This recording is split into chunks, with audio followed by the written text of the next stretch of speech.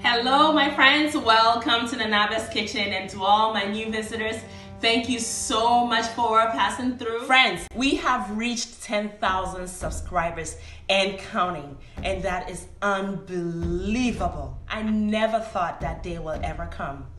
I so appreciate all your support and love. And to celebrate this wonderful achievement, I have EGuSi SouP on the menu, y'all. And you might be wondering, what's EGuSi SouP? It's a West African delight prepared with pumpkin seeds. We're going to add some freshness to it. It's going to be delightful. It'll blow your mind. Let's get started. Yes, friends, so the key here is to begin by prepping all of the ingredients needed to accomplish this wonderful dish. So the meat has to be cleaned, marinated, cooked till tender and flavorful. Your spinach will need to be washed thoroughly, cut up, set aside until we need to incorporate it. And then also the EGuSi itself needs to be prepared as well, so that when you're ready to cook, you're just putting these ingredients together to become one dish. And it makes everything flow easily and simply. So let's begin by doing exactly that. And here are the ingredients listed on your screen.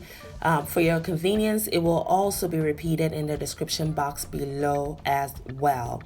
So we are going to be using a surf and turf approach, meaning we're going to be using meat and seafood.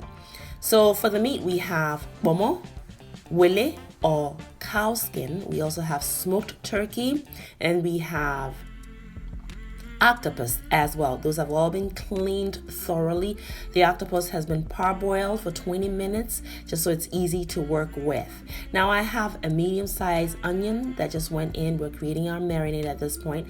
That is 50 grams of fresh ginger. We added 2 habaneros and a pinch of aniseed. This is about a 1/4 teaspoon of aniseed. Add some water and blend it, and then we are going to actually set some of this marinade aside, which we'll incorporate later, and I'll show you what I mean coming up shortly. Season with some salt, and the amount you use is per your own preference. This is salted cod, so we didn't use a whole lot of salt to season because I did soak up my salted cod overnight, so a lot of the salt has already been eliminated. Now what you're looking at here is shredded stock fish, which is going to really elevate these flavors and bring us that authentic flavor you're looking for. That also has been soaked, and after it's been washed, and the stock around it also has been incorporated. So this is our mackerel, and I've cut them into small steak size pieces. I've added some smoked paprika. Now we're adding some salt, and we are going to add some of the marinade we created in the beginning, just 2 teaspoons full to the mackerel to marinate it before we grill it in the oven. I've also drizzled about 1/2 tablespoonful of extra virgin olive oil. So massage all of that into your fish and grill it in the oven using the broil option for just 7 minutes until it's crispy and beautiful. And it's always a good idea to grease your surface before you add your fish onto it, so that way when it cooks, it's a lot easy to remove it. There's no sticking going on. So that's going to broil for 7 minutes. The broiling will sear the fish so it retains all the juices. After 25 minutes, our meat is nice and tender and beautifully flavored. So we're ready to move on to the next step. So as you can see, we are preparing all of our ingredients like I stated in the beginning, so the cooking process is smooth and easy. So we're now going to set this aside and start working on our spinach. I am using fresh spinach. You may use the frozen kind, no problem. If you're using fresh spinach, please be sure to wash the leaves, leaf by leaf, to get rid of any sand, any soil, any impurities before you cut them up. EGuSi preparation time, guys. So this is pumpkin seeds. This is the authentic kind, the lighter colored one. And then the green kind is actually what you'll find mostly in the supermarkets here in the USA. This is the rest of our marinade we prepared in the beginning. We're incorporating it now. That came up to 2 teaspoons full. So we're incorporating it, and we're going to add 3/4 of water to blend it till we get a smooth, creamy, thick, creamy consistency. All right, so all of our ingredients are ready. Let's prepare our EGuSi soup. So I have 1/3 a cup of palm oil, which you'll find this ingredient in an African store. That is half a large red onion sliced thinly. That's ginger chopped finely. That's about 10 grams of ginger. This is iru or locust bean or dawadawa. And then I also have a clove of garlic, also chopped finely. Now that's my habanero, and I left the head on because I don't want it to break into the soup, causing it to be too hot. When I'm ready to eat, I put this on my dish to introduce some more heat to it. So give it a good stir. We are cooking over medium heat, very important. We're also adding some smoked dried shrimp to really take that authentic taste to the next level. So you're layering your flavors as you go. You will also be seasoning as you go per your preference. Seasoning brings out all the flavors, kind of brings it together. So it's very important to season. Keep in mind though that you have salted cod in this preparation, so don't over season. This is 3 tomatoes, fresh tomatoes that have been blended till smooth with some water. We incorporate it, give it a stir. And then you're going to season with a little bit of salt. And you want to cook the tomatoes till it's completely fried. So all of the juices have evaporated and the oil has resurfaced to the top. Okay, so we season with a little bit of salt, give it a stir, and then let it fry, still over medium heat. That shouldn't take more than 5 minutes. Now to reduce splattering, I cover my pot about halfway. We are about 3 minutes into the tomato, incorporating the tomato, and it is not all the way cooked. As you can see, we still have some moisture in there that we need evaporated. So the EGuSi is ready. Now, 5 minutes later, see how the oil has resurfaced? It's time to add the EGuSi. Now the EGuSi, once incorporated, you can mix it up completely so that it's well combined.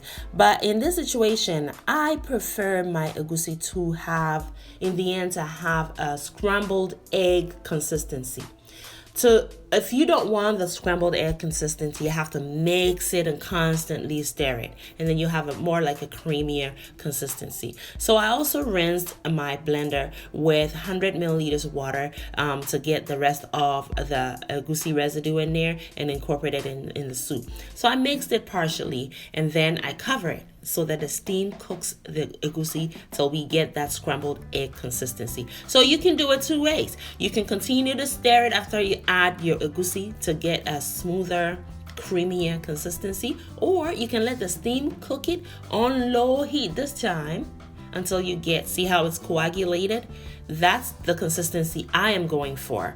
But if you want the creamier one, please continue to stir it, no problem at all. So this is looking perfect for me. So we're going to continue frying. It took 7 minutes when we covered it to get the EGuSi to cook through and coagulate for this scrambled egg consistency to be achieved.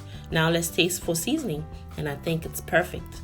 So we'll continue to stir it. It's continuing to fry. Now we're going to add our assorted meats. Okay, so there we go, including the stock as well, which is just very delicious. The pomo or the wele or cow skin is also perfectly tenderized. So give it a good stir so everything is well incorporated. And you're going to add your smoky mackerel at this point.